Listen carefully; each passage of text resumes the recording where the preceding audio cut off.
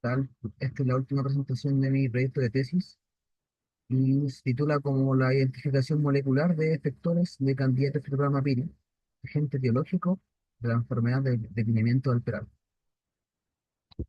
Bueno, en primer lugar, ¿qué son los fitoplasmas?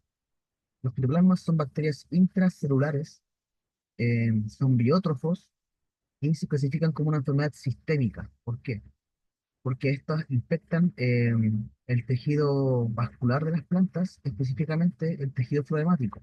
¿Ok? Por ello es una enfermedad sistémica.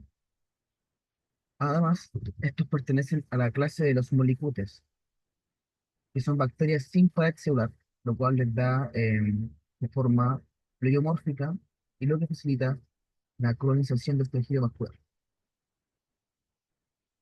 La sintomatología que puede llegar a causar, principalmente puede ir desde escoba de brujas, ¿verdad?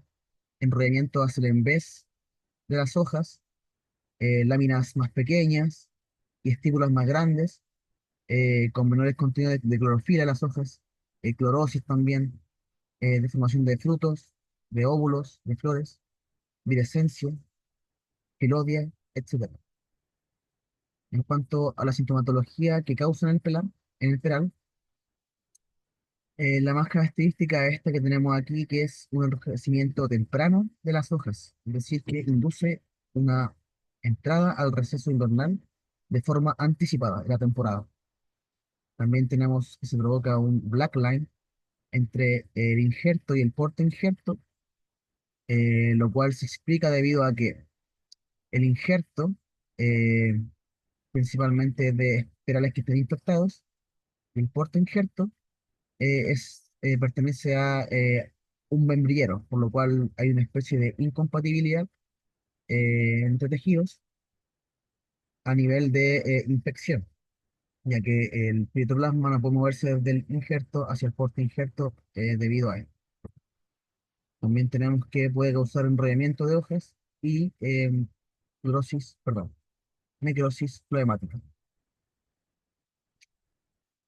Es muy importante entender el concepto de patosistema, ya que en conjunto con el entendimiento de la relación entre el ambiente, el hospedero y el patógeno y la evolución de esta interacción en el tiempo, podemos entender un poco mejor la multidimensionalidad de este problema, por lo cual nos va a llevar a evitar pérdidas exuberantes en el futuro.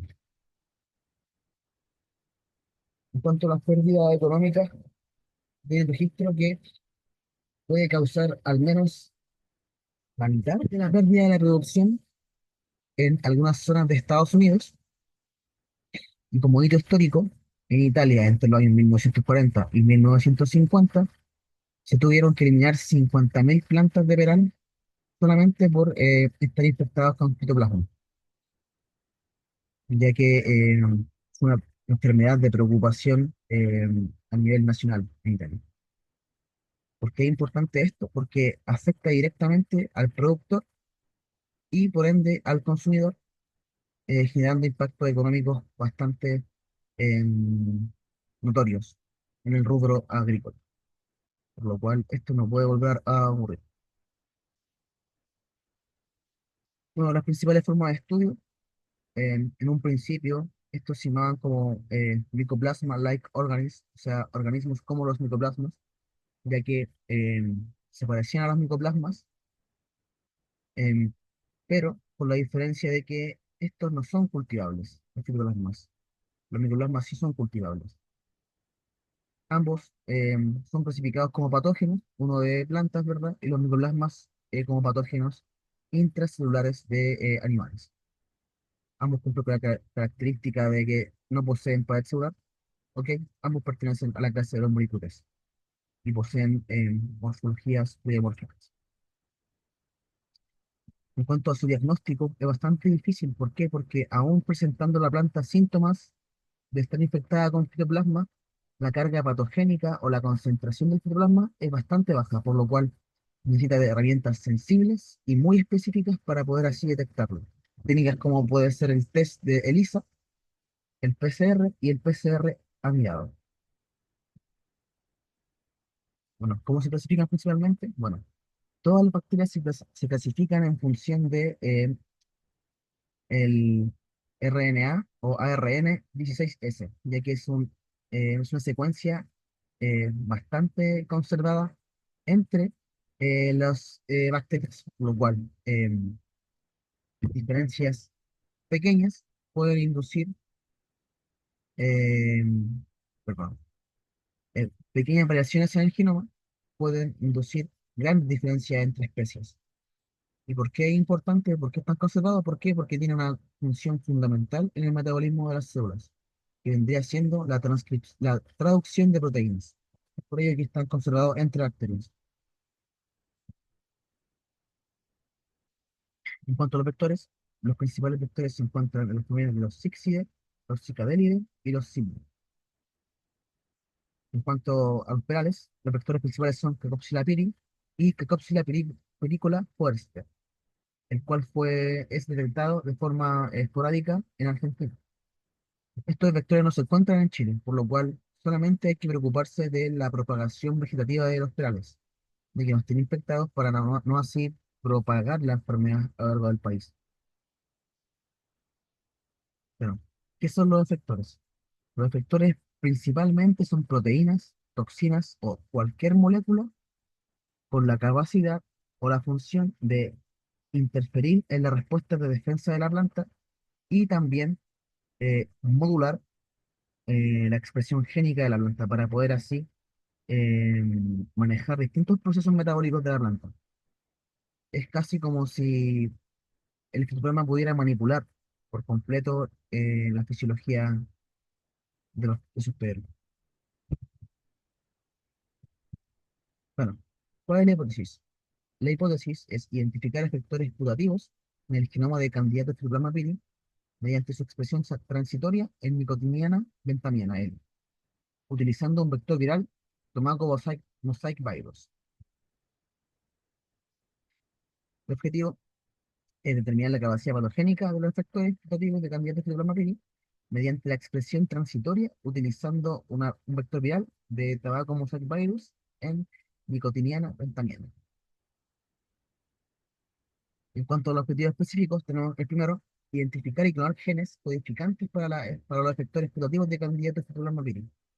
Y en segundo lugar, tenemos evaluar la capacidad individual de los potenciales efectores fitopatogénicos del fitoplasma del grupo 16S R10, un grupo C, de inducir síntomas en nicotiniana aventamiento.